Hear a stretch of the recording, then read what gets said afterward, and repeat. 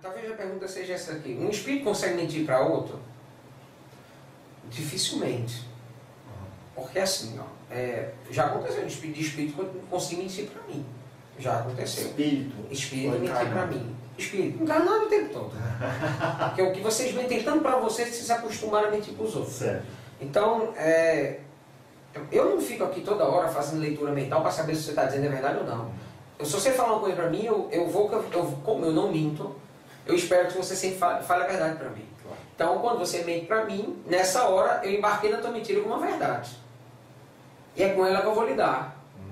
Se a coisa não fluir, não é culpa minha. O problema maior do mundo é esse. As pessoas têm boa vontade, mas não têm vontade nem disciplina para aprender a fazer o bem.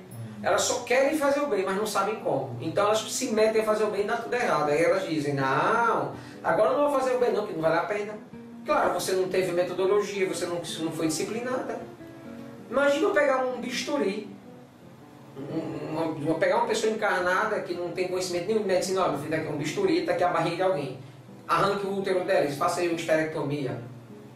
Vai ser um desastre. Ele vai cortar no lugar errado, vai pegar uma artéria principal, vai matar a pessoa de hemorragia em menos de 5 minutos. Então, não se trata só de boa vontade, se trata de vontade. E a vontade só se tem com disciplina e conhecimento. Então, vale aplicar um passe. Tá, mas eu não sei aplicar passe. Então sai da frente. Porque você está atrapalhando mais do que para ajudar. Graças a Deus, vamos começar mais um trabalho do Dr. Fritz. Roberto, há quanto tempo, você já disse, mas para a gente revisitar essa ideia, há quanto tempo o senhor trabalha com o Dr. Fritz? Desde 2004. Agora nós estamos em dezembro de 2017, são 13 anos, quase 14 anos. No começo você teve dificuldade de dizer sou eu ou é o espírito? No começo da mediunidade um pouco. Tinha assim, como todo médium, acho. Tinha. Até hoje, vez ou outra, a gente se pega com essas dúvidas em algumas circunstâncias. Primeiro, quando o espírito tem uma opinião muito parecida com a sua. Né? Então a gente, apesar de eu ser muito verdadeiro com a minha mediunidade, às vezes, quando o Dr. Fritz tem uma opinião parecida com a minha, o que é muito raro acontecer, geralmente a opinião dele diverge da minha, um pouco ou muito, porque ele é uma pessoa realmente bem diferente de mim. Apesar disso, eu reconheço que vez ou outra eu tenho não só o Dr. Fritz, mas com outros espíritos, eu tenho essa sensação.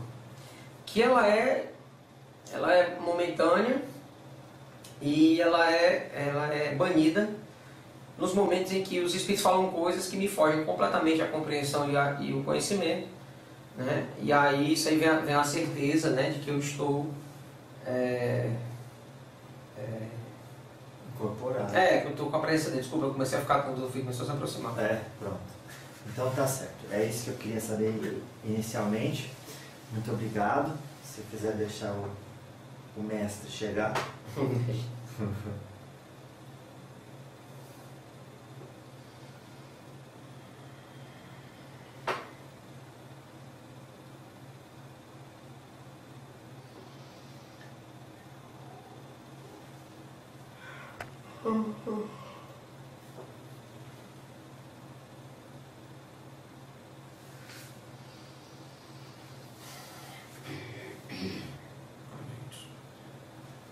Boa noite, Dr. Fritz. É uma satisfação enorme falar consigo novamente.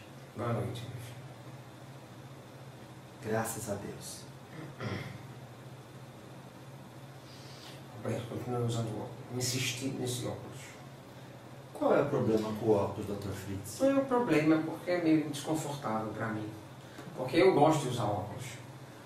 Mas é outro? Você já usou óculos depois botou um óculos em cima?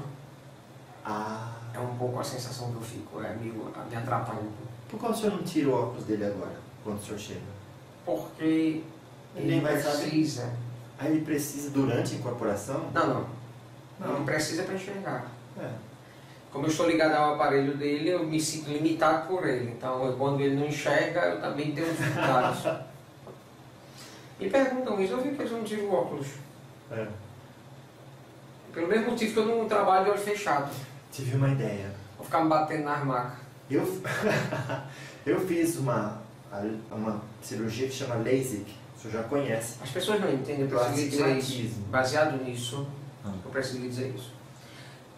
As pessoas não entendem que quando um espírito se submete ao médium, o médium passa a ser um fator de limitação para esse espírito. Então, as faculdades da mediunidade daquele médium especificamente limitam ou não limitam o espírito. É como se você andar de carro num carro fraquinho, pequeno, pouco potente, e depois andar num carro, num mega carro, assim, num carro potente. Num super carro, vamos chamar assim. Então, quando nós estamos no médium, se você está num carrinho pequeno, fraquinho, e alguém dizer assim para você, corra muito, você não vai conseguir. Às vezes as faculdades mediúnicas sofrem essa limitação. Certo. Apesar dos dois serem carros, um tem mais recursos do que os outros. O Roberto estava comendo? Olha, não sei. Eu não vi não. Sim, então, os recursos da mediunidade de Roberto para a comunicação psicofônica é muito limitada, comparado a outros médicos que eu já tive. Os recursos dele para a mediunidade de efeito físico também são muito limitados, comparado a outros médicos que eu tive. A única faculdade de mediunidade de efeito físico que ele tem, que essa não poderia ter limitação, é a cura. Tirando essa, as outras são bem pobres. Certo. Foi até no começo algo que eu não entendia muito bem, não aceitava muito bem, mas ele mesmo me incentivou a trabalhar com médium assim, porque é melhor assim dá menos trabalho. Dá menos, né? É porque fica menos vaidoso, né, meu filho? A mediunidade, quando ela vem com muito poder, e aí nós não estamos mais falando do espírito através do médium, nós estamos falando do médium. Certo. Quando o médium tem um poder mediúnico muito grande, acaba que essa mediunidade serve também para, além de servir para bons fins, quando o médium usa de forma caritativa, também pode se desviar para o caminho do orgulho, para o caminho da vaidade. E aí é onde a maioria dos médios se perdem. Nossa. Como a maioria dos meus médios se perderam. Olha aí. É uma mescla de coisas. A minha vaidade mistura com a deles e vira uma sopa bem consistente. O Dr. Fritz, eu fiz a operação, eu usava óculos. Fiz aquela operação quando eu morava fora do LASIK. Demorou 30 segundos, nunca mais precisei usar óculos. Tinha astigmatismo. Por que o senhor ou faz uma operação, ou por que o senhor não faz ou uma operação nele, ou um encaminhamento para ele ir em algum médico e arrumar isso? Aí ele não precisa mais usar óculos. Pois é, Roberto não pode fazer essa cirurgia porque submeteu os seus olhos a um grande estresse no decorrer da sua vida. Ele usa lentes de contato há quase mais de 30 anos. Ele começou a usar na adolescência. E isso ocasionou uma mudança na sua córnea, principalmente do olho direito, e impossibilita ele de submeter-se a essa cirurgia. A cirurgia ele poderia até fazer, mas talvez não tivesse um bom resultado, não teria um bom resultado e talvez poderia dar até alguma complicação na sua vista. Então a minha sugestão, ele quis fazer, eu falei, vá no médico que você vai ver que você não pode. Aí ele foi fazer os exames, realmente o médico desaconselhou ele sabiamente a não fazer a cirurgia. Desaconselhou ele a fazer, desaconselhou de fazer, perdão. Claro. De fazer a cirurgia. Certo. E se ele fosse a um outro médium que incorpora o Dr. Fritz e pedisse para o senhor operar isso, o senhor conseguiria? Sim, se ele quisesse. E aí o senhor arrumaria isso? Provavelmente. Muito bom. Para poder preparar para uma cirurgia de miopia? Pode ser. Eu já operei paciente de miopia. Eu não gosto de fazer cirurgia que o resultado não é bom. Porque essas cirurgias não têm um bom resultado. Claro. Elas têm uma ligação muito forte com as leis kármicas e, além disso, ela é um problema de saúde muito fácil de ser resolvido. Eu sou um óculos. Mas a pergunta que você não fez ainda foi por que eu, um espírito, uso óculos? Realmente, isso é uma pergunta no mínimo estranha, né? Muito boa. Porque eu gosto. Tem a ver com a minha identidade. Sabe pessoas que gostam de usar óculos escuros? Sim. Mulher que usa batom? Sim. Homem que usa chapéu? Tem a ver com a identidade. A identidade da minha identidade, eu gosto do óculos. Claro, assim como a barba não precisa. Exatamente. A minha barba, no caso, tem mais a ver com a cicatriz, que eu prefiro escondê-la.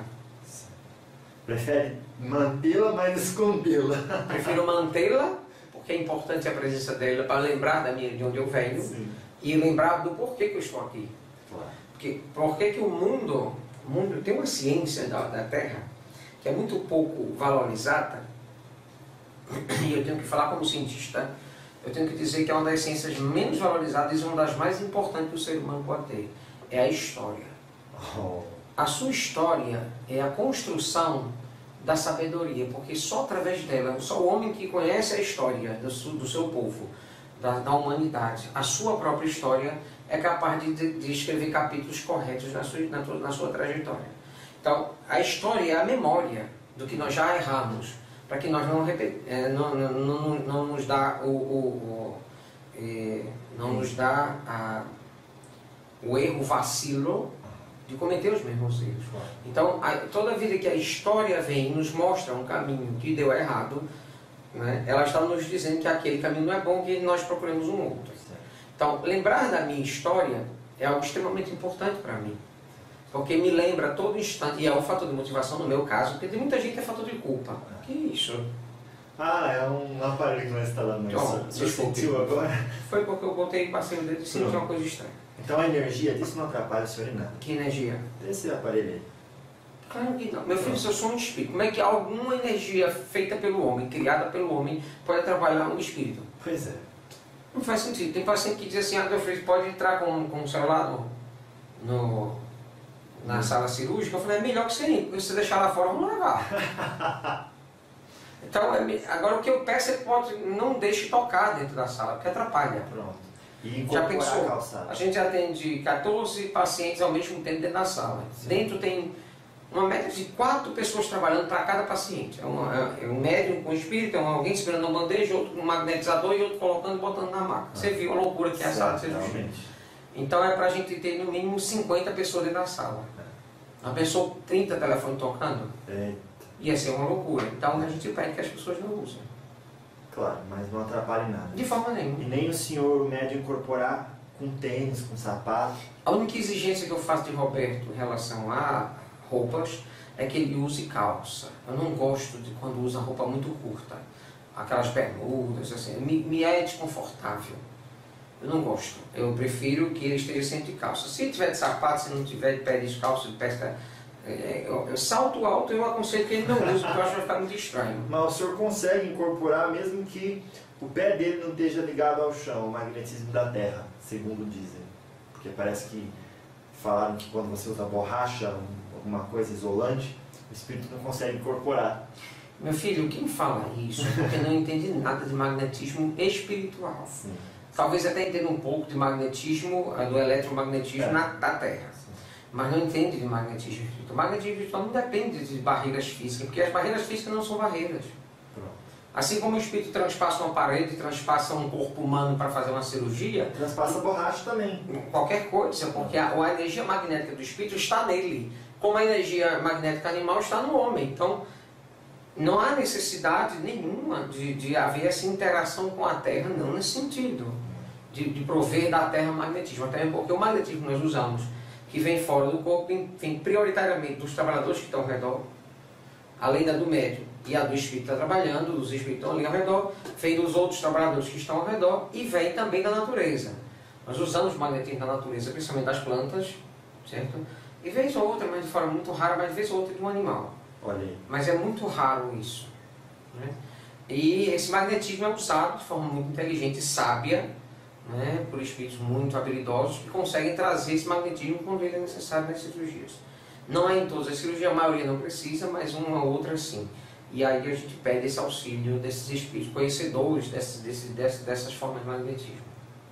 Dr. Fritz, pode-se concluir disso que da mesma forma que o som no mundo material é carregado pelo ar, o magnetismo e toda a forma de energia necessária, tanto para a manifestação quanto para o seu trabalho, é carregado pelo fluido cósmico universal. O fluido cósmico universal é, na porção magnética do ser encarnado, o magnetismo animal. O mesmo fluido cósmico universal numa planta é o fluido vital da planta. Certo. O mesmo fluido magnético, o fluido cósmico universal no espírito é o fluido espiritual. Então você estava dizendo o seguinte: água dentro do suco dentro da cerveja, dentro não sei do que, tudo é água. Certo. A água usando as suas propriedades extremamente generalistas, sendo usado de diversas formas diferentes. Então o fluido cósmico universal é isso, ele é usado de diversas formas diferentes. Vamos dar um exemplo diferente sobre, é que eu quero saber uma comparação, por exemplo, o que carrega o som aqui na Terra. Sim, aí agora nós vamos responder sua pergunta. O fluido universal ele é carreado para um corpo humano e esse corpo humano usa esse fluido como um fluido ectoplasmático ou magnético animal ou animalizado. Pronto. Esse fluido é carregado pelo pensamento. O pensamento é o caminho do fluido espiritual. O pensamento pode ser barrado por uma borracha? Não. Então uma borracha não faz... O pensamento pode ser barrado pelo tempo? Não. Então o tempo também é completamente não relativo para nós espíritos. Nós podemos nos deslocar a uma velocidade bem maior do que a velocidade da luz. Porque a luz tem uma limitação material. Ela tem uma velocidade fixa agora. Antigamente a velocidade fixa da luz era outra. Hoje é uma velocidade bem... Isso eu sei porque eu converso com alguns astrofísicos espirituais com muito conhecimento do passado, do universo, blá blá blá blá blá, um monte de coisa aqui. E eles falam que a velocidade da luz é uma velocidade fixa. É fixa dentro do universo conhecido hoje. Claro. Tá. A velocidade do pensamento não existe essa limitação, porque ela transpassa o próprio princípio universal. Ela passa o conceito de leis físicas, porque a luz ela é submetida a leis físicas, enquanto que o pensamento não. Ele é submetido a leis espirituais, e as leis espirituais são diferentes. Quando Newton trouxe o grande conhecimento, acho que foi o grande pioneiro da mecânica, como nós conhecemos a física mecânica, e outros, a física mecânica respondia todas as perguntas relacionadas à física mecânica, como ele responde até hoje. Gravidade, pêndulos, por aí vai. Movimento pendular. Mas existe uma física, que era a física subatômica, que ela contraria a física quântica, a física material, que é a física quântica. Então a física mecânica, a física quântica não se aplica à física mecânica. Então na física, quando você vai estudar física quântica, é uma física nova. Pronto. Quando o ser humano se abrir para estudar física espiritual, é uma terceira física. Eita.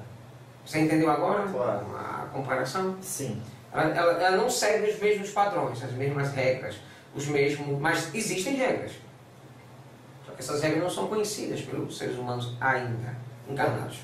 Pode-se dizer então que a física mecânica está para a nossa realidade, em termos de analogia, como o corpo.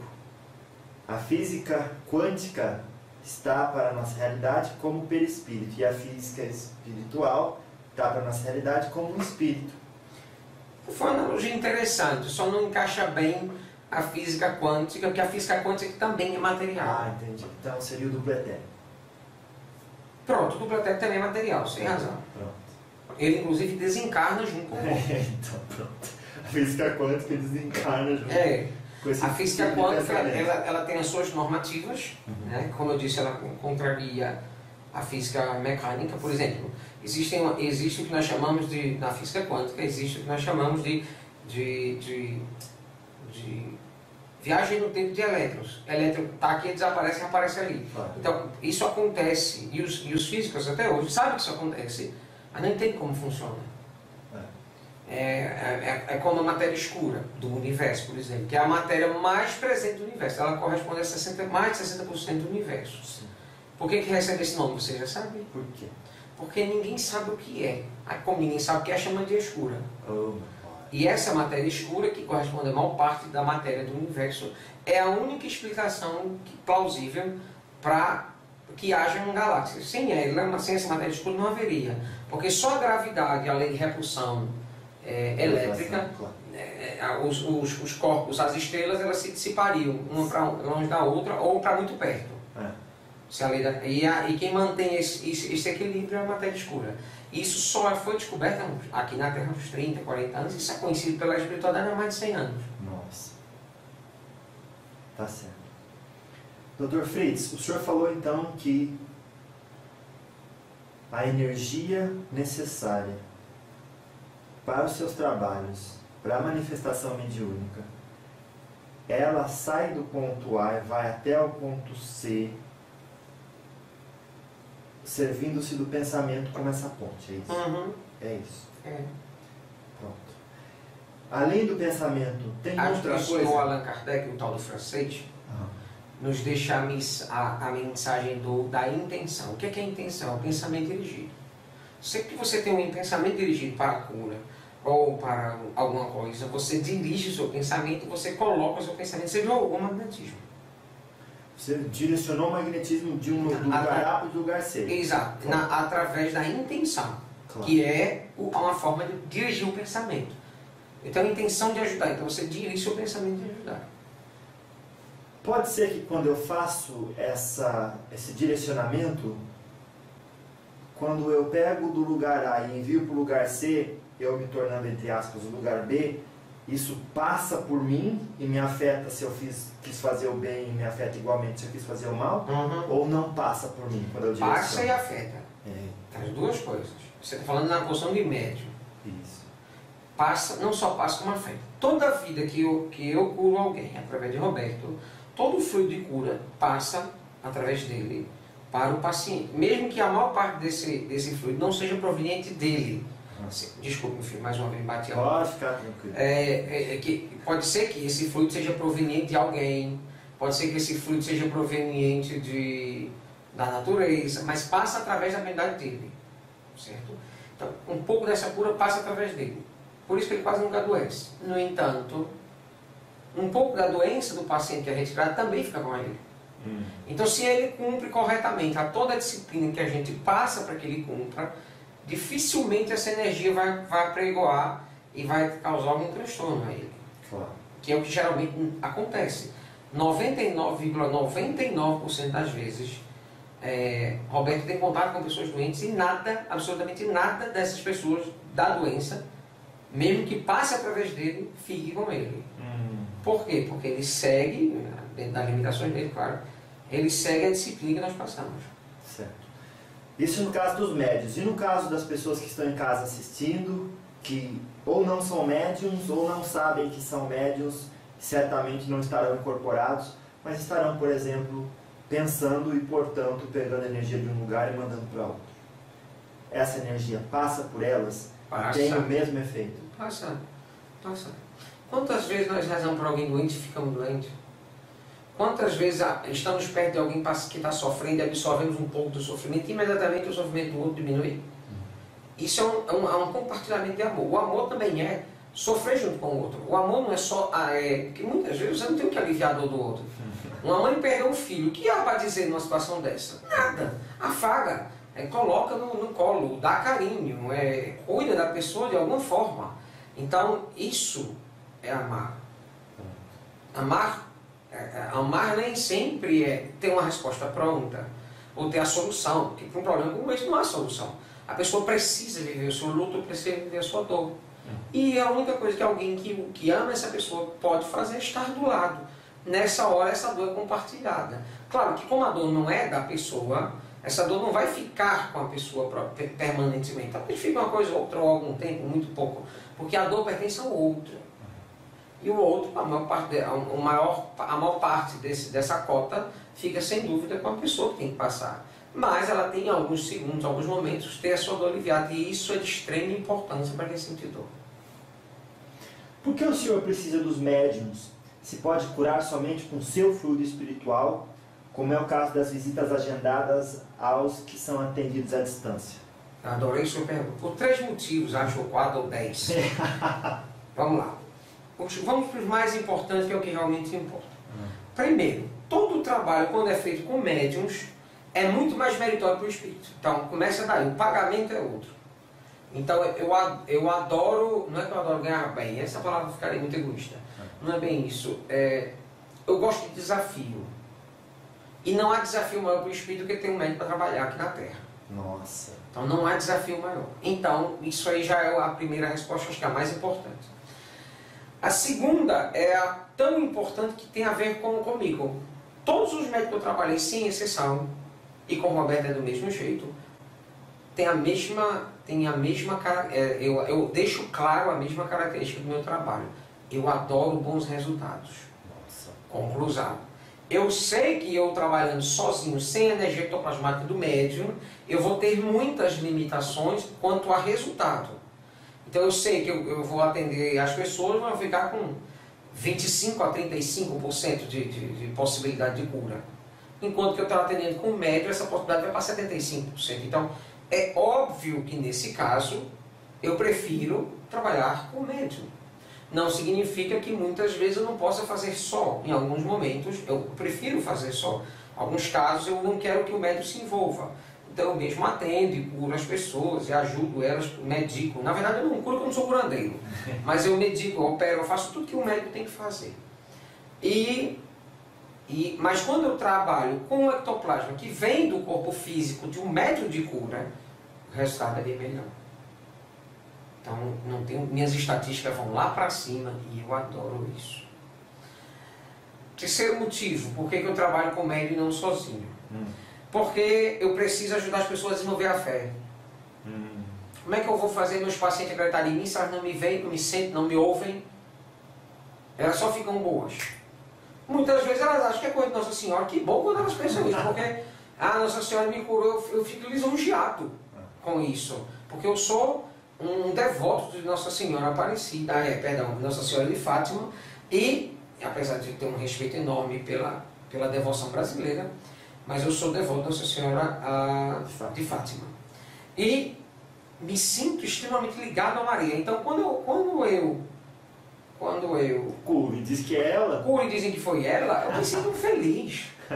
Quando o curo diz que foi Jesus, eu me sinto mais feliz ainda. Então, imagina se eu mereço um título desse, um rótulo desse. Quem me curou foi Jesus. Claro. Claro que não. Jesus, claro que toda vida que eu curo e a pessoa sabe que sou eu também, Jesus, querendo ou não. Sim. Foi ele que me permitiu estar aqui. Mas onde é que eu quero chegar? O fortalecimento da fé. O fortalecimento da fé. Eu quero dar às pessoas a oportunidade de conversar comigo. Eu quero dar a oportunidade de eu dizer a elas coisas que elas precisam ouvir. De espalhar a boa nova através do meu trabalho. E mais importante do que isso, oportunizar a outros médiuns de cura que estão perdidos, desorientados, sem apoio, sem auxílio. E aí agora eu estou falando com você, médium de cura, que sabe que tem missão, que já sente isso, mas que está perdido. Bom, você não está só. Se você quiser contar com a minha presença, com o meu auxílio, da mesma forma que pode contar comigo, pode contar também com o meu médium. Porque eu conheço o Roberto e sei, ele já vem fazendo isso com mais ou menos uns 17, 18 médiuns, auxiliando, coordenando, orientando, dando possibilidade de trabalho a todos eles. Você também pode contar conosco, se você quiser. Então, eu vejo ainda que os médiuns de cura ainda são muito receosos, medrosos, desinformados. Então, nós estamos ainda numa batalha, eu, Roberto e outras pessoas aqui no Brasil, estamos ainda numa batalha para ajudar esses médiuns a saírem do anonimato, irem para as frentes de trabalho, mas irem com segurança, irem com a certeza que estão fazendo um bom trabalho, dentro do que os espíritos que estão trabalhando por ele querem, dentro da perspectiva da reencarnação e missão de cada um. Quer dizer, a nossa missão não é criar médium de cura, porque isso é impossível. A nossa missão é pegar os médiums de cura que estão perdidos, desequilibrados e sem rumo, e dar rumo para todos eles. Então essa é a nossa função também, além de curar. Então isso seria impossível se eu não tivesse um médium para fazer isso. Nosso trabalho desenvolvido fora do Brasil também tem essa finalidade. Nós atualmente estamos trabalhando uma médium nos Estados Unidos, na verdade duas, perdão.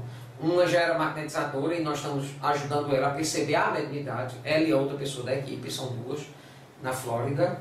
E uma terceira no estado de Wisconsin, claro, nos Estados Unidos. Uma médium que mora na cidade próxima a Milwaukee. Essa médium também é uma pessoa que tem mediunidade de cura, uma brasileira que mora lá há muito tempo.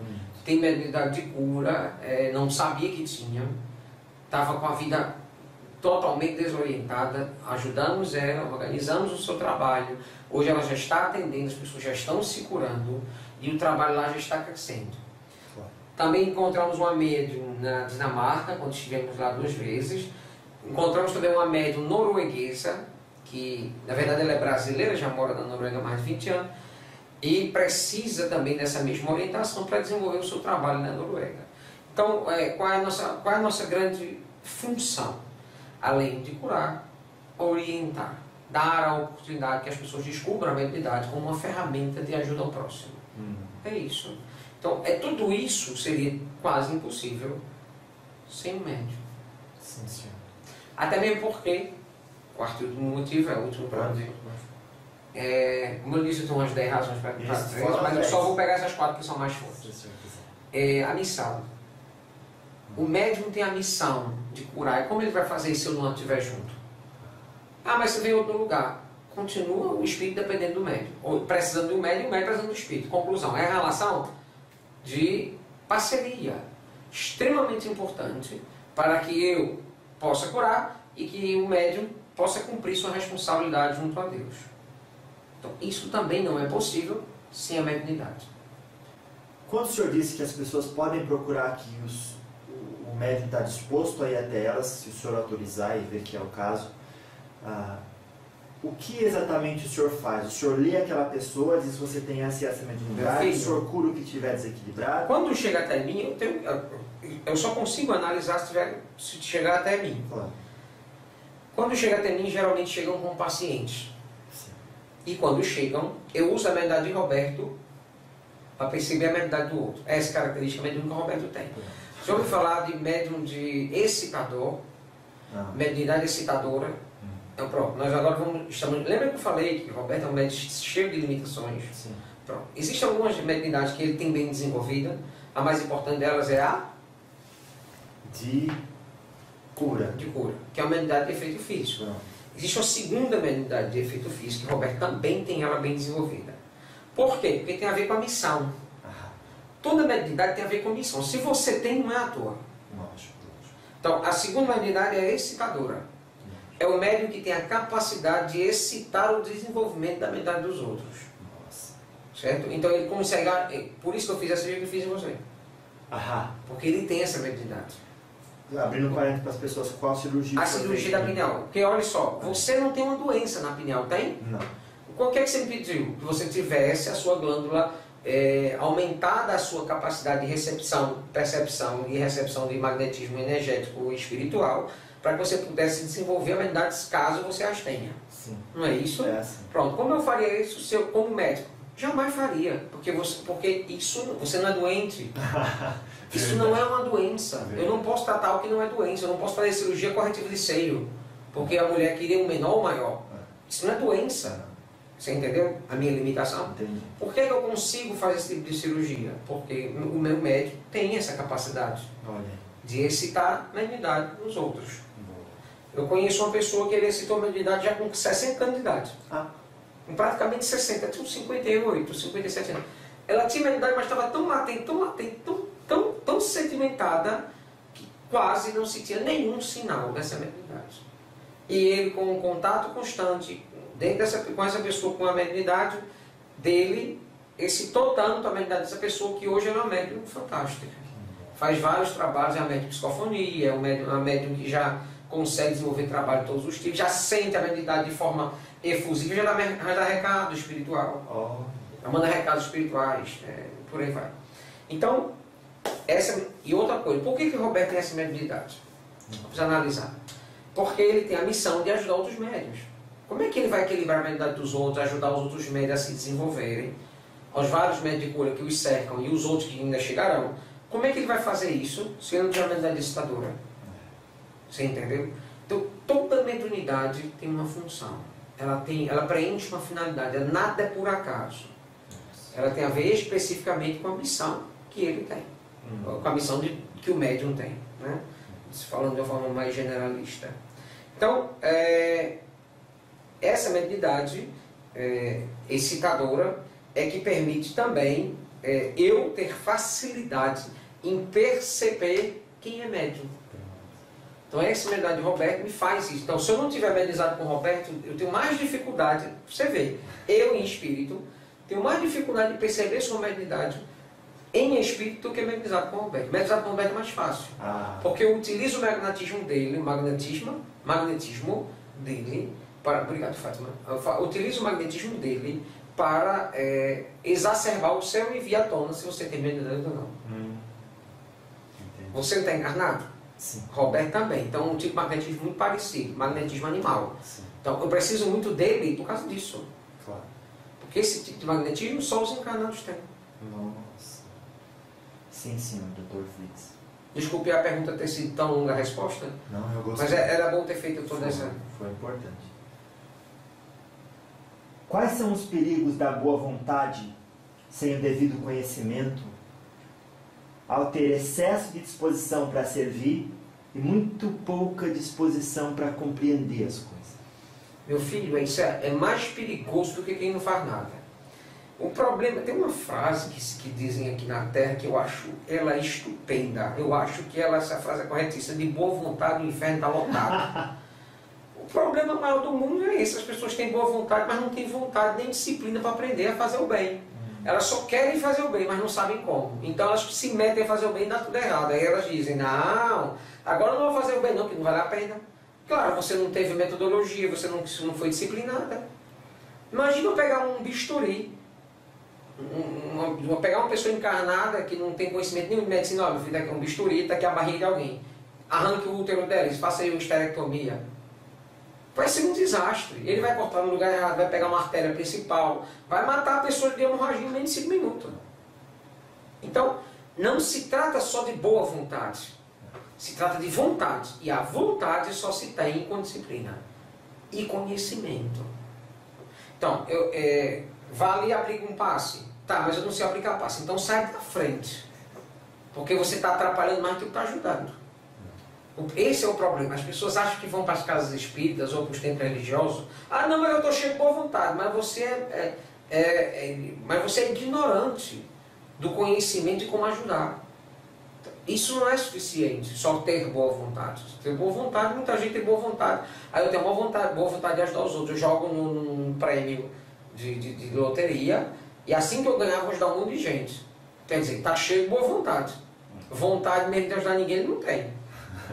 Porque quem disse que a maior necessidade do ser humano é dinheiro?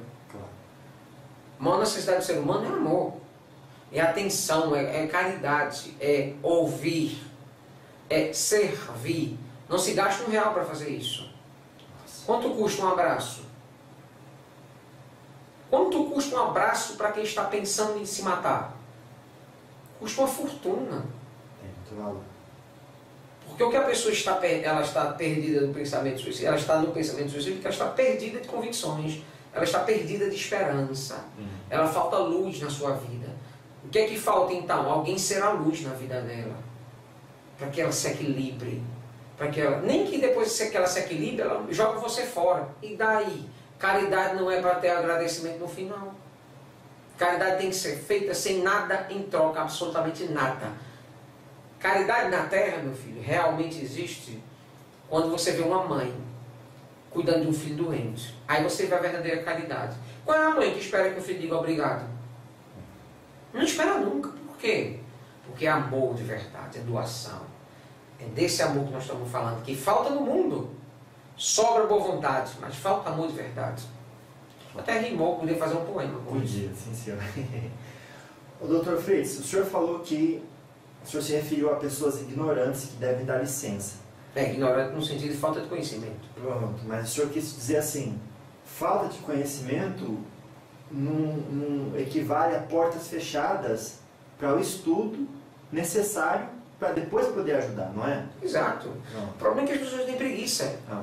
O brasileiro é preguiçoso. O brasileiro tem preguiça de ler.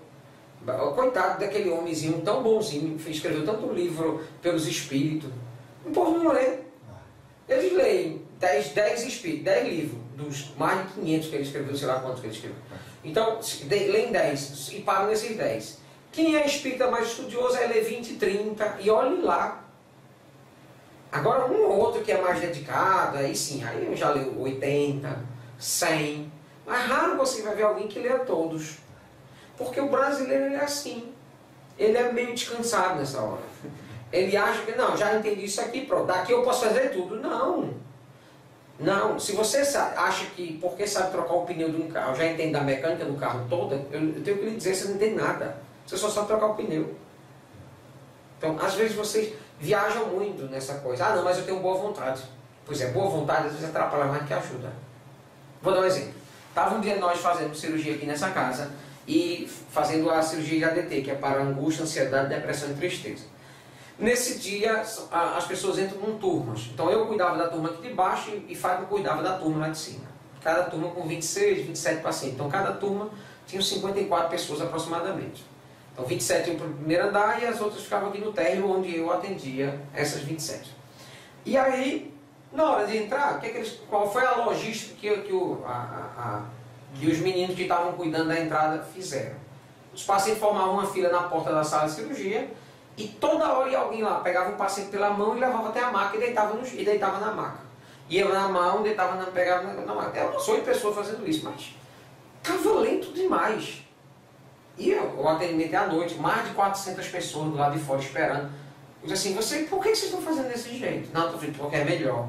É melhor? Vocês acham que essas 27 pessoas que estão nessa fila são retardadas mental? Quer ver como é? Vamos fazer o seguinte, a próxima vez quem bota para dentro sou eu. Sozinho. Não precisa nem de vocês, vocês vão ver como é. A fila está pronta, abre a porta. Entre as 8 primeiras pessoas.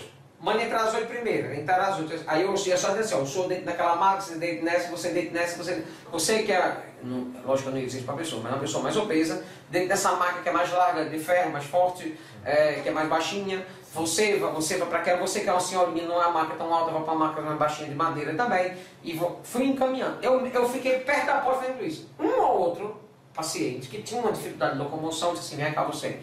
Esse aqui sim, pegue na mão e leve até aquela maca acular que eu estou apontando o dedo. Em menos de 4 ou 5 minutos, eu botei os 27 pacientes para dentro. Enquanto eu estava demorando 15. Então, o que é isso? Excesso de boa vontade. Por eles, estavam botando os pacientes no colo. Só que os pacientes não são retardados mental. Porque estão doentes ou passando por depressão, não significa que eles deixaram de andar. Ou que não sabe deitar numa maca sozinho. Pegar uma pessoa de 25 anos de idade assim, dentro daquela maca ali, você tem que ajudar a pessoa a subir, não faz sentido. Você entendeu onde eu quero chegar? Então o problema às vezes é isso, é esse excesso de cautela, ou esse excesso de vontade de ajudar, que é a famosa boa vontade, atrapalha mais que ajuda. É melhor que a gente seja extremamente caridoso, trate as pessoas com carinho, respeitando o ritmo de cada paciente, porque eu não mandei nenhum idoso sair correndo. Eu disse assim, você que é uma pessoa que obviamente dá para se ver que não tem nenhum problema de locomoção, você vai lá para aquela última maca que é mais longe de todas e se deite lá, sozinho. Ó, passa naquela sala, na outra sala, você vai ver várias macas, escolha um e deite. Você acha que eu estou tratando mal alguém? Não. Pois é, não tem necessidade de eu pegar essa pessoa pelo braço. Então, é esse tipo de exemplo que eu dou. Às vezes o despreparo está nisso. A pessoa não sabe o que fazer. Acha que vai fazendo desse jeito, do jeito mais, para ela, mais óbvio ou melhor. Acha que está fazendo um bom serviço. Quando ela não, por quê? Porque ela só olha para o que ela está fazendo. Ela não olha para o todo. Ela estava olhando para o paciente que estava pegando na mão dela, mas ela não estava olhando para os 400 lá fora esperando. Certo. Então, essa necessidade de buscar primeiro o conhecimento para depois, quando servir, tornar a sua atividade mais prática e condizente com os resultados que você deseja alcançar. É Claro. isso? Claro. Ouvindo sempre, obviamente, quem tem inteligência faz isso, ouvindo a voz da experiência. Porque geralmente, vez ou outra a gente ouve boas ideias, mas a maioria das ideias que a gente ouve são ideias que nós já tentamos e não deu certo. E a pessoa acha que tem a melhor ideia do mundo. Ah, eu tenho uma ideia maravilhosa. Qual é a minha ideia? Qual é a sua ideia? Minha ideia é que os pacientes voando, eles entram num cano, num tobogã, já cai em cima da maca, ele vai só mudando a boca do cano. Aí vamos tentar colocar isso em prática. Não dá. Então, essas ideias, às vezes, mirabolantes, lógico, filho. Sim. Uma loucura que eu acabei de dizer. Mas no sentido de que, às vezes a pessoa acha que nós nunca pensamos nisso. Vez ou outra acontece da pessoa realmente vir com uma ideia ótima, como já aconteceu. E aí a gente acata, lógico, a gente tem que ter humildade para ouvir as boas ideias. Pois, desculpa, estou falando demais. Os espíritos precisam de instrumentos que tenham moralidade para que atuem e sirvam de ponte para desarticular as atividades das falanges espirituais das sombras? Se a gente precisa de instrumento, no caso do instrumento está sendo Vamos dizer assim, isso. O médium, para o senhor curar uma coisa, o médium tem que ter uma vibração mais forte pela sua moralidade que aquela onde a doença foi produzida? Eu entendi a sua pergunta. Não. O fluido ectoplasmático, ele é universal. Então, eu consigo moldá-lo, mesmo que o meu médico tem problema respiratório, por exemplo. Roberto tem problema respiratório porque na encarnação passada fumou. E aí, eu poderia dizer, eu tenho dificuldade de curar paciente porque tem problema de pulmão. De jeito nenhum. Certo. Porque o ectoplasma que ele exuda, ele não fuma agora, então o ectoplasma que ele exuda é desse corpo que ele tem hoje. E esse corpo que ele tem hoje não tem problema com cigarro, nem com bebida, nem com nada desse tipo. Então, eu consigo tirar a melhor qualidade desse fluido e curar qualquer pessoa. No entanto, para algumas coisas, a mediunidade ela requer uma singularidade maior quanto a questões morais. Uma delas é a questão quando a gente lida com energias negativas de miasmas, de goécia, de magia negra, alguma coisa assim. Nesses casos, aí sim, o médium tem que ter uma pureza maior das suas faculdades morais, para que os espíritos consigam, através dessa faculdade, exercer um poder que subjugue a energia negativa que veio através da maldade. Então, há uma autoridade moral subjugando a energia. Não tem a ver com doença.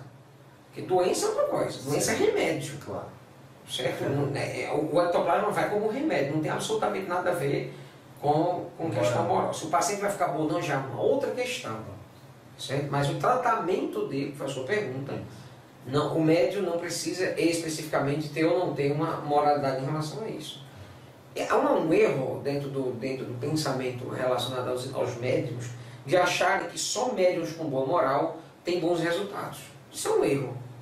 Tem muito médium aí que a moral dele é uma verdadeira... a moral dele é péssima, mas ele tem uma grande capacidade magnética. E se o espírito se utilizar dessa capacidade para curar, fazer alguma coisa, vai conseguir com um excelente resultado. Então, o que se diz respeito à moralidade de um médium é se ele usa bem ou mal a mediunidade dele. Se aquela mediunidade está atrapalhando ou ajudando ele a evoluir. Não tem absolutamente nada a ver com o trabalho mediúnico em si. O trabalho mediúnico não tem a ver com moralidade. Claro, se eu tenho um médium que tem boa conduta moral, mais facilmente esse trabalho vai perdurar. Por que eu tive médico que o trabalho durou 2 anos, 3 anos, 5 anos, 8 anos e as coisas foram para as cucuia?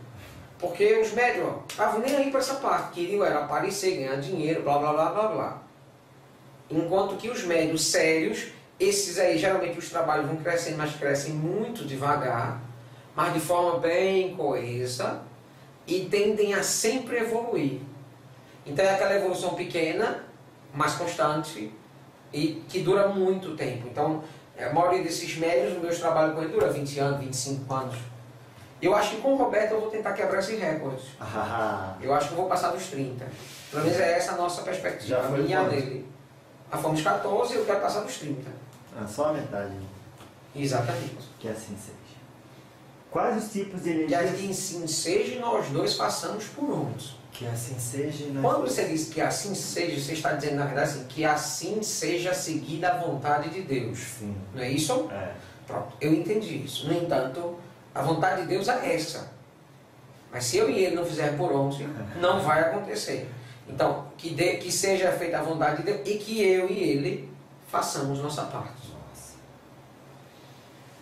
Quais os tipos de energias negativas que venham desfavorecer a assistência espiritual que os médiuns não podem conservar? Eu não entendi sua pergunta. Vamos ver. Isso aqui foi uma pergunta sugerida por terceiros, Dr. Fritz. Ok. O que você entendeu dela? Como? O que é que você entendeu dessa pergunta? Vamos lá. Tipo de energia negativa que vem desfavorecer a assistência espiritual que os médiuns não podem conservar.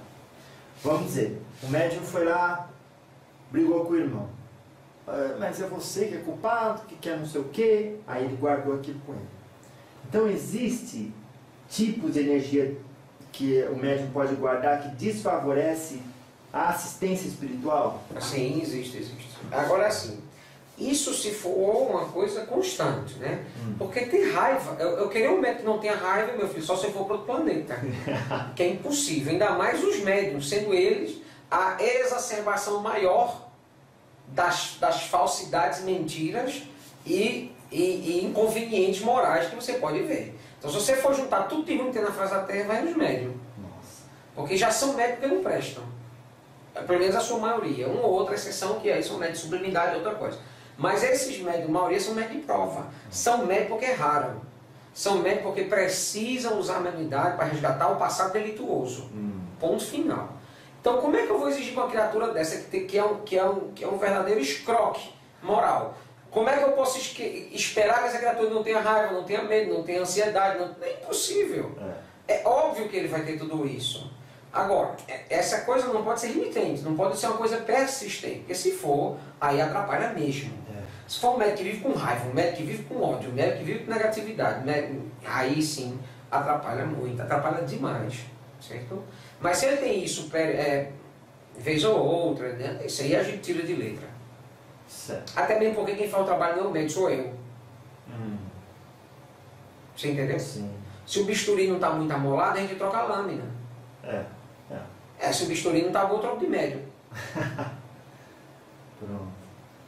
Dr. Fritz, pela tonalidade da nossa aura psíquica, pela sua forma, pelo seu brilho, pela sensação que causa, devido aos seus fluidos serem mais ou menos densos, escuros, desagradáveis, somos facilmente identificáveis por vocês?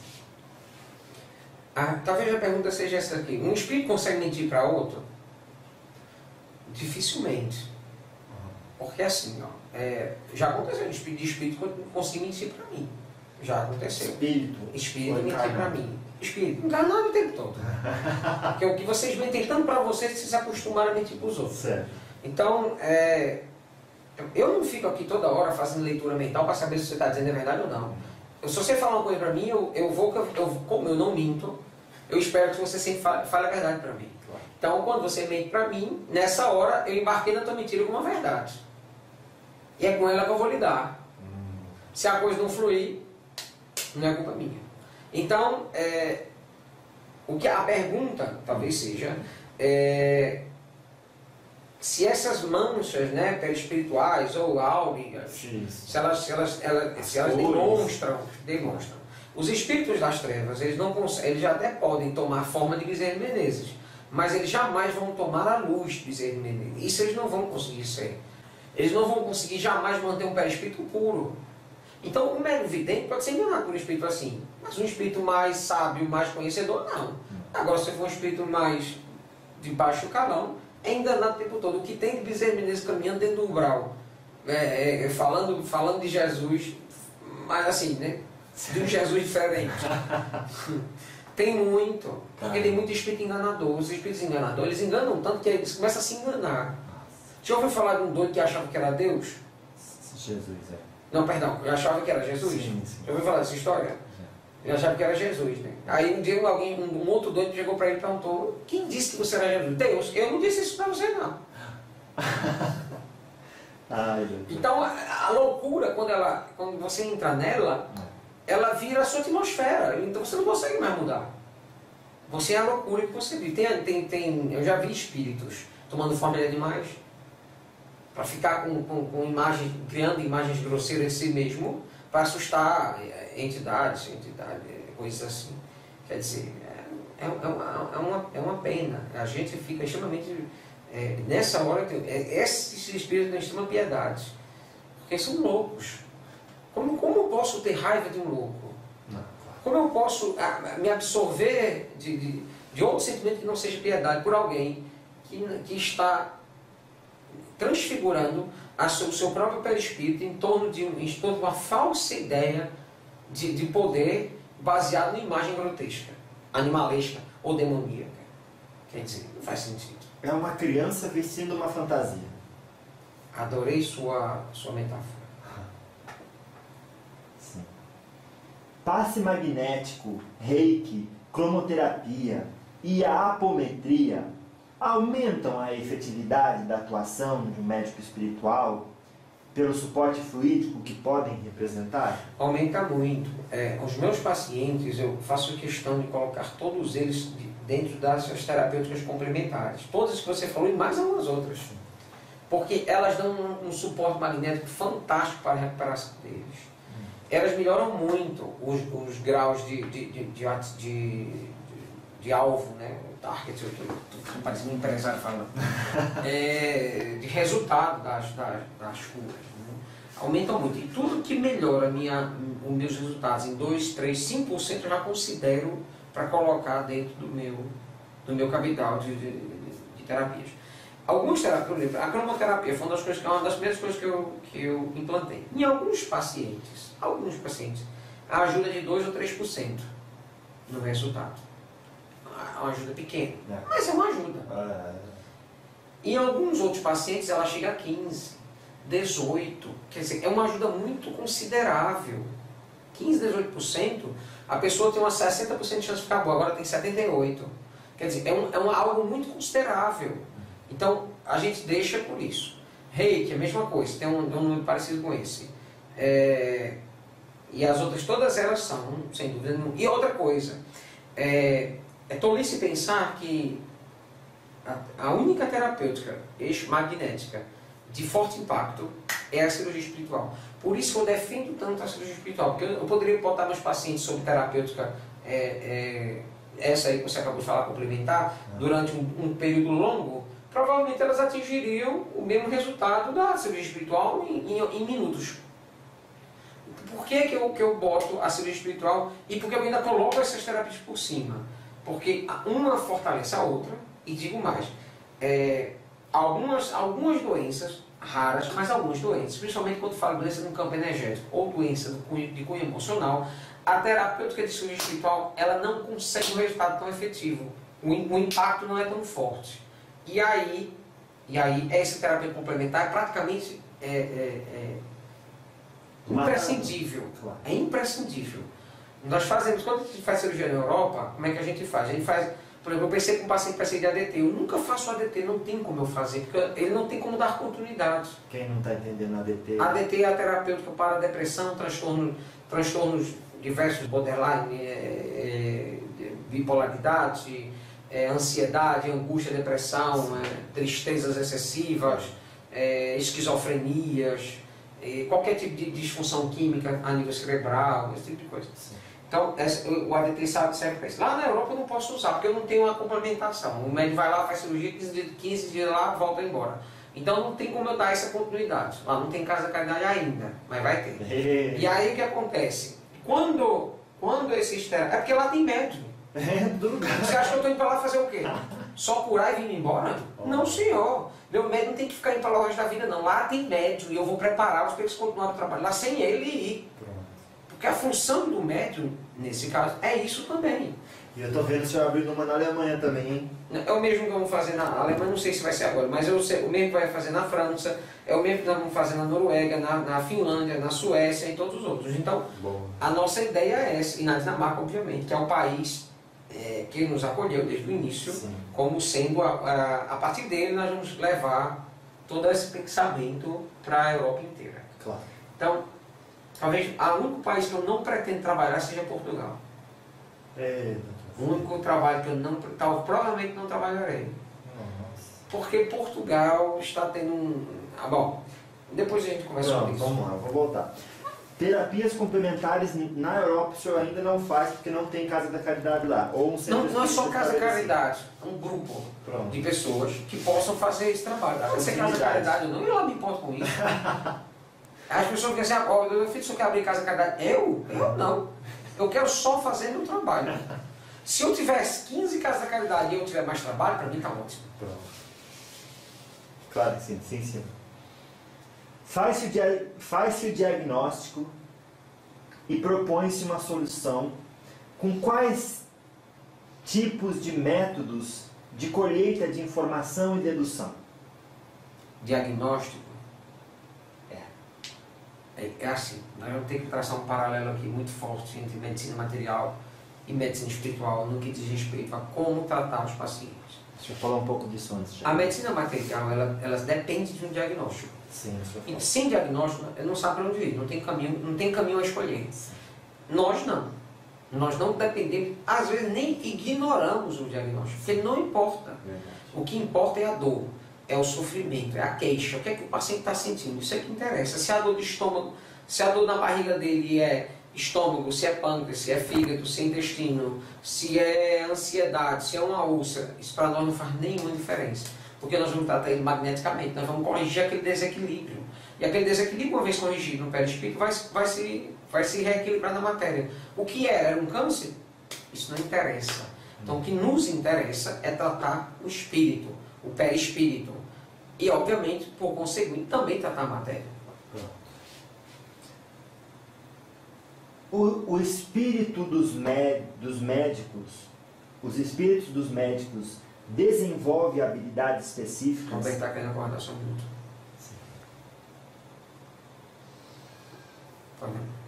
Pode culpar. O que aconteceu para a gente estudar um pouco? Ele vou dar uma explicação que ele dá.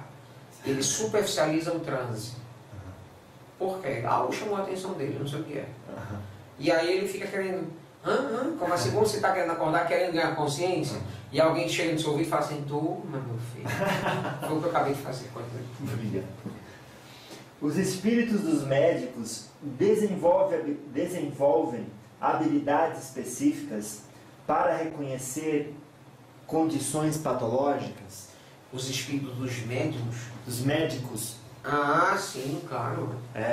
A gente, eu falei para você que não importa tanto o diagnóstico, mas a gente, obviamente, tem conhecimento de medicina o suficiente para poder fazer esse diagnóstico. Né?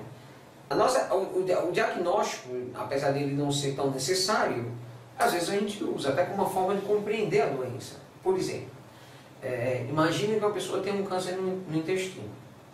Para o médico, o que ele quer saber? O tipo de tumor, se já está metastizado, que porção do intestino está, para poder ver se é cirúrgico ou não, e se for cirúrgico, quanto do intestino essa pessoa vai perder, e por aí vai. Então, essa é a preocupação do médico encarnado. A nossa é saber por que essa pessoa não quer perdoar. Então, é importante saber o diagnóstico para curar, não. Mas para entender a psique do paciente, sim. O que está travando o fluxo de energia. Exatamente, porque ele está travando isso através do ódio, do rancor, de alguma coisa guardada. Sim. E isso somatizou a tal ponto que chegou até um câncer. E aí a gente quer saber por quê? Porque a gente quer dar uma orientação para a pessoa. Olha, perdoe. É importante você perdoar. Olha. Você acha que ela ouvisse um parente, um amigo, do vizinho, do primo, do tio, é a mesma coisa dela vir a uma casa espírita com câncer no intestino e ouvir um espírito? Não. Você entende que o impacto é maior? Quem sou eu para dizer que ela deve perdoar se eu nunca a vi? Ou se ela nunca viu o médium? Sim. Então, se eu estou trazendo essa informação, porque essa informação é extremamente importante e ela vai entender que... para a saúde. Porque eu vou impactá-la. Claro. Então, esse impacto eu só posso causar se eu entender a doença. Aí sim, nesse caso, a doença vale a pena mexer. Não, aí nesse caso é bom o diagnóstico. Sim. Não que ele seja também desnecessário. Até certo ponto pode ser desnecessário, mas é útil. Claro. Entendeu? Sim. Mas uma coisa, que essa questão também quer buscar saber. O senhor tem vários aparelhos que ajudam realizando funções que o senhor não tem habilidade de realizar.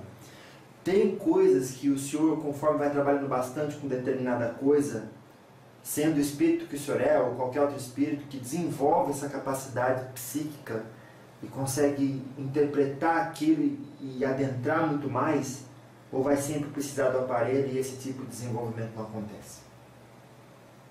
Você está querendo saber se eu consigo, partindo do pressuposto que eu utilizo equipamentos espirituais, que são, para mim, matéria. Sim. Entendeu? Sim. Analogia? Sim. Para mim, eles são material que eu uso nas minhas cirurgias. Isso. Se eu, com o tempo, eu posso desmaterializar a minha cirurgia e torná-la completamente fluídica e esses equipamentos se tornarem obsoletos. Se o senhor desenvolve habilidades que possa torná-los obsoletos. Exato. Pronto. O tempo todo. É? Isso acontece direto.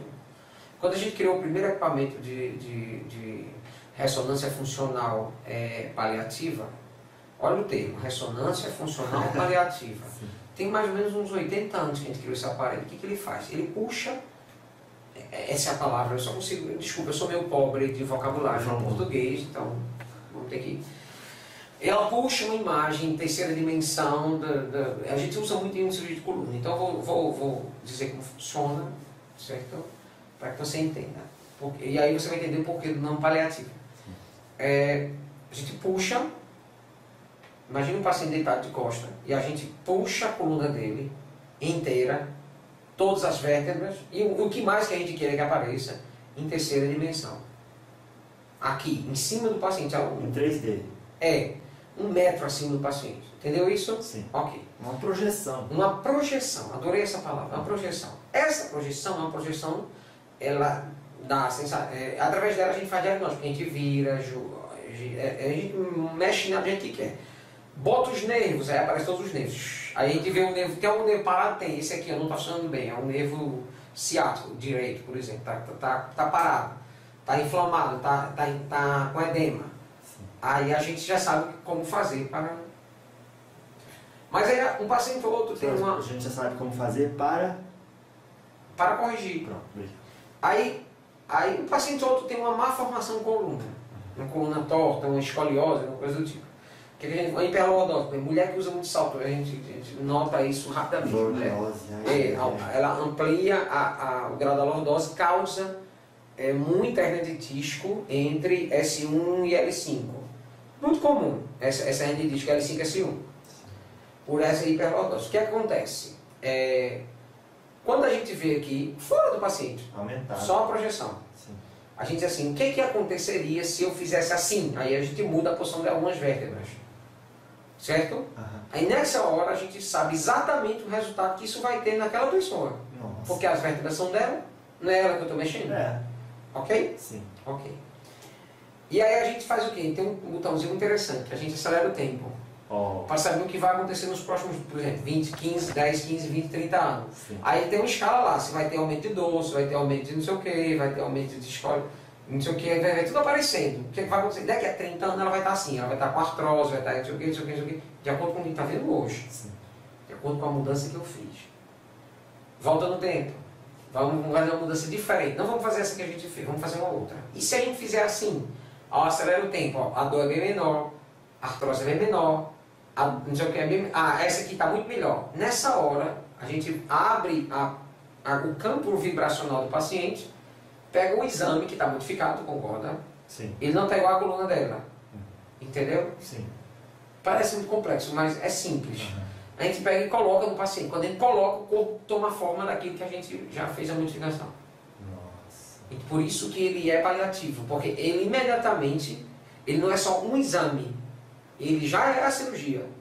Nossa. Você entendeu? Sim. A gente só faz implantar ele, e aí a pessoa já sai com cuidado paliativo, cuidado tomado. O senhor deu esse exemplo porque o senhor hoje já consegue substituir essa máquina? Não, eu dei esse exemplo porque essa máquina não existe na Terra, lógico, está longe de existir, bem longe, mas ela vem sendo aperfeiçoada. Antigamente ela era enorme, hoje ela é bem menor, ela é compacta, ela fica bem acima das macas, ela é mais ou menos, deve ter 1,5 metro de comprimento, né, e joga um feixe de luz de cima para baixo, em cima do paciente, para que através desse feixe de luz a gente faz essas projeções. O senhor usa essa máquina em todas as cirurgias? Não. Claro. Um caso ou outro que a gente vê que há necessidade. Então, de 10 pacientes, de 100 pacientes de coluna, eu devo usar em 60% deles. Teve alguma Eu uso máquina? bastante. Como? Eu uso bastante. Certo. Um dia a gente pode até imaginar que ela vai deixar de ser usada, que a gente vai conseguir esse mesmo resultado sem ela. É possível. Claro. Na cromoterapia a gente mudou muito.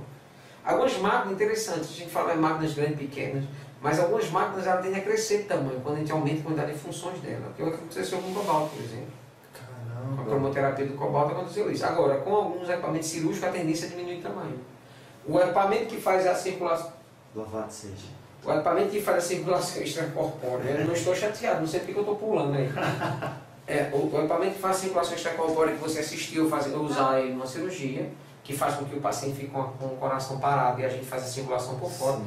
Esse aparelho hoje é desse tamanho, pequenininho. Nossa. Enquanto que o aparelho na Terra ele é enorme. É, realmente. É um aparelho bem grande. Sim. Existe algum exemplo palpável, Dr. Fritz, de algum aparelho que o senhor usou, mas que já trabalhou tanto naquilo que o teu espírito adquiriu a técnica, por exemplo, visão à distância, visão microscópica, que o senhor desenvolveu aquela habilidade? Ou alguém que o senhor conhece desenvolveu a habilidade e nem usa mais aparelho? Sim, algumas cirurgias de joelho, a gente usava endopróteses que não usa mais, não é necessário, a gente já faz a cirurgia direto e já coloca o osso numa determinada posição que se faz desnecessária ao uso das próteses. Então já tem equipamentos que a gente usava antes em cirurgia que a gente não usa mais. Isso é muito comum. Claro que sim. Eles ficaram obsoletos.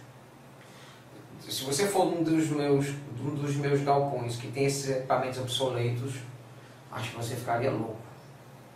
O senhor comentou nos bastidores que em desdobramento eu visitei uma das suas instituições. Casa de Caridade. Essa.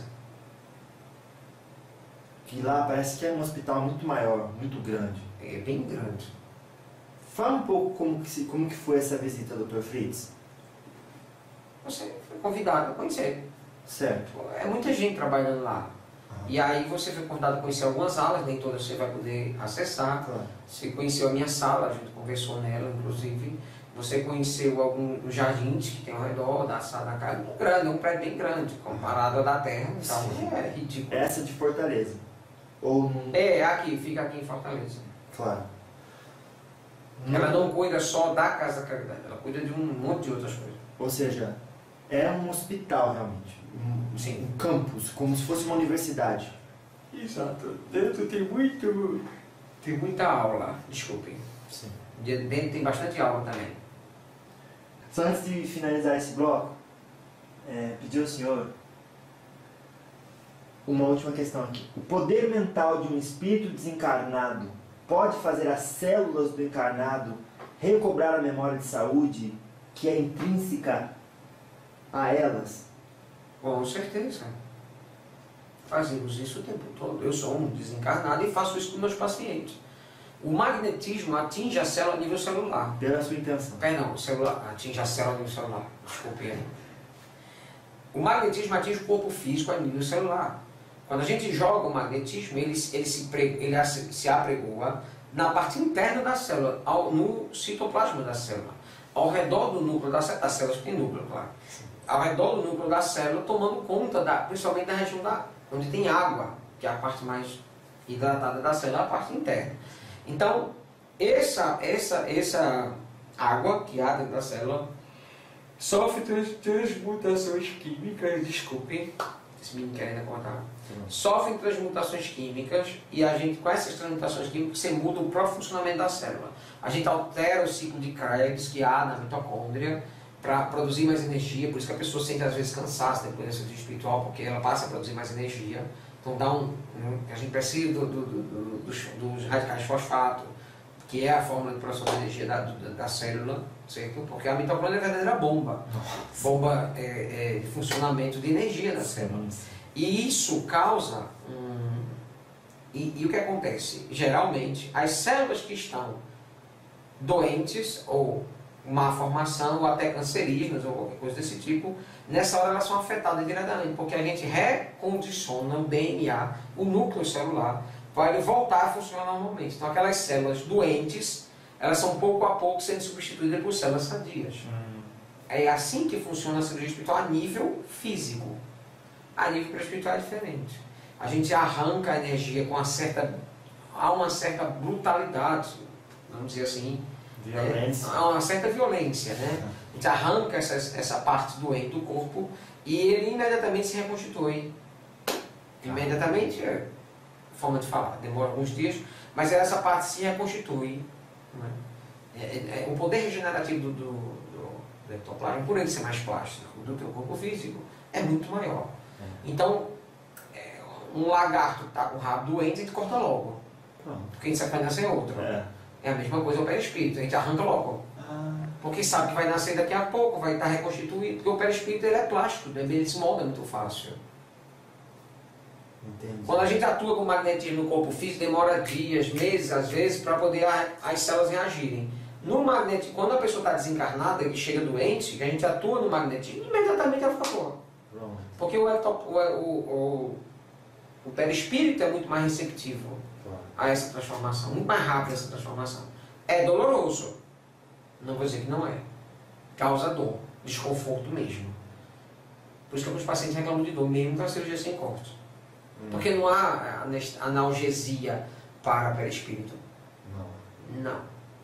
Mas dói mesmo. Mas são os que são mais analgesia dá corpo médios, físico. né? São os médios que mais sentem, né? Porque os médios têm o seu perispírito bem doentinho. Permeável. Assim, principalmente se os médios estiverem em desequilíbrio. Não é todo médico que sente cirurgia espiritual. Tá. É o médico que está em desequilíbrio. Né? Mas isso é uma pressuposição minha. Ao longo desses anos, observando as reações dos médios. Tem médium de efeito físico. Se você fizer uma cirurgia material com analgesia espiritual, ele sente dor. Nem anestesia, tem algumas pessoas que nem anestesia material pega.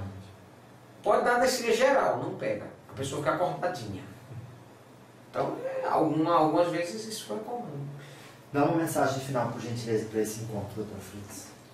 Meu filho, eu quero dizer a você que nós dois, eu, você e todos os espíritos que aqui estão, estamos encarregados da responsabilidade de levar até as pessoas mais discernimento. Tirar elas desse campo das ilusões que levam tantas vezes à ignorância, ao fanatismo, à loucura e tentar trazê-las mais para o mundo da realidade. É estranho ouvir isso de um espírito. Que mundo real é esse que vocês vivem que nós não vemos? Que mundo real é esse que vocês vivem que nós nem vemos vocês que dizem estar vivos? É o mundo real que você vive, não tem diferença. A diferença talvez seja porque você tem um corpo físico, material que o reveste, que ao mesmo tempo que você acha tão importante, é extremamente limitador. Porque é essa capa que te veste agora que te impede de ver essa beleza espiritual que está ao teu redor. Que mais cedo ou mais tarde, de acordo com as tuas responsabilidades cumpridas ou não, tu vai ter a oportunidade de ver. E aí tu vai entender o que o Cristo quer dizer quando a felicidade não é deste mundo. Quando ele quer dizer coisas do tipo, meu reino não é desse mundo. Porque o Cristo já vivia na espiritualidade. Ele sempre viveu lá. Ele esteve aqui na Terra por 33 anos, tentando entrar no corpo físico, mas de tanto espiritualizado que ele é. Essa tentativa era tão difícil que o tornou quase semimaterial, mesmo encarnado. Daí a nossa responsabilidade em nos desmaterializar. Precisamos nos espiritualizar. E muitas vezes nos espiritualizar não é nos tornar espíritos. Nos espiritualizar é nos desmaterializar. É viver o corpo físico sem estar tão limitado pela jaula, pelas grades que ele exerce sobre a nossa consciência. Então, liberte sua consciência, busque o conhecimento, que sem dúvida Deus vai te mostrar um caminho que vai te conduzir a essa felicidade, que a felicidade plena é a inteligência, é a autoconsciência, a consciência plena de que você é muito mais do que um mero corpozinho que tem 60, 70, 80 anos de vida no máximo. Que Deus abençoe todos vocês. Que assim seja, Dr. Fritz. Muito obrigado.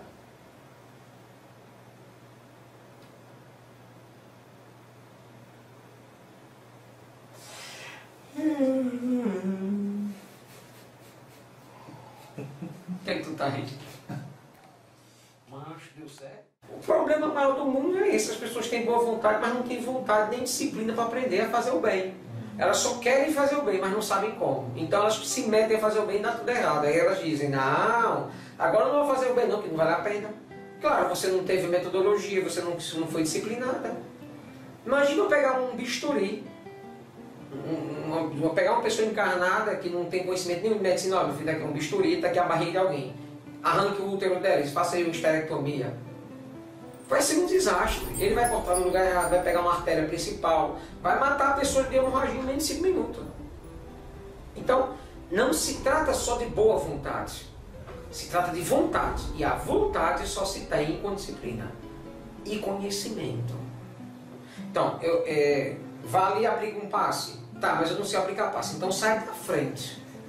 Porque você está atrapalhando mais do que está ajudando.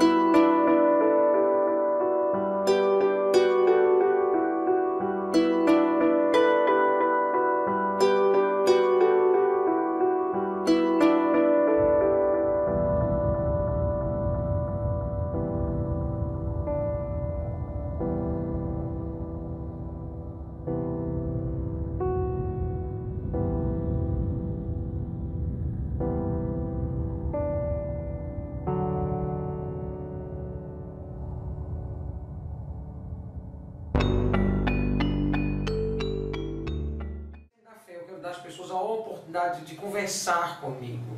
Eu quero dar a oportunidade de eu dizer a elas coisas que elas precisam ouvir. De espalhar a boa nova através do meu trabalho. E mais importante do que isso, oportunizar a outros médiuns de cura que estão perdidos, desorientados, sem apoio, sem auxílio. E aí agora eu estou falando com você, médium de cura, que sabe que tem missão, que já sente isso, mas que está perdido. Bom, você não está só.